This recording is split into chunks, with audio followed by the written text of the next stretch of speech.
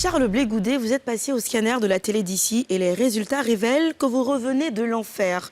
C'est souvent ce qui arrive quand on tombe dans un traquenard politique. Mais vous n'êtes pas homme à vous dresser, à vous laisser surtout démonter par vos adversaires. Quand on s'appelle Blé, toutes les épreuves devant, c'est maïs. Vous aimez les proverbes, alors j'en ai retenu 5 correspondant à 5 situations de votre vie. Le premier, le morceau de bois aura beau durer dans l'eau, il ne sera jamais caïman. Ce qui veut dire qu'au fond, on est ce qu'on est.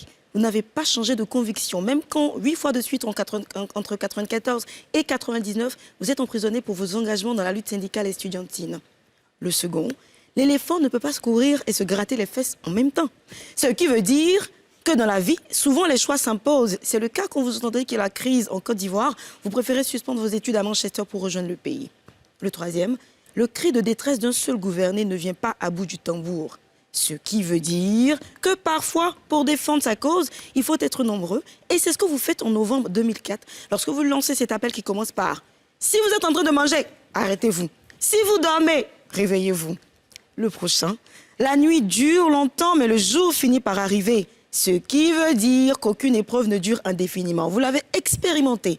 Arrêté en janvier 2013 à Accra, extradé en Côte d'Ivoire, conduit à La Haye pour des années de procès, acquitté avant de recevoir le passeport après moult négociations. Vous êtes aujourd'hui dans une autre partie de votre vie, un autre tableau de votre vie.